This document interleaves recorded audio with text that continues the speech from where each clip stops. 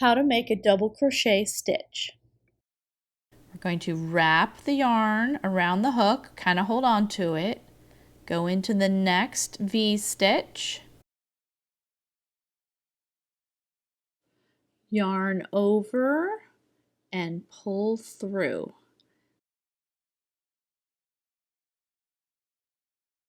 And you should have 3 loops on your hook.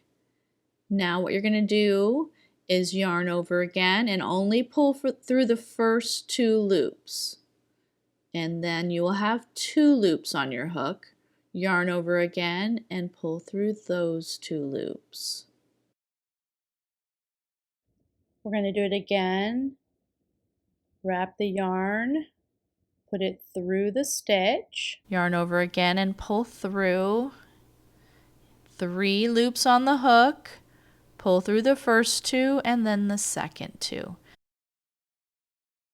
And that's how you make a double crochet stitch.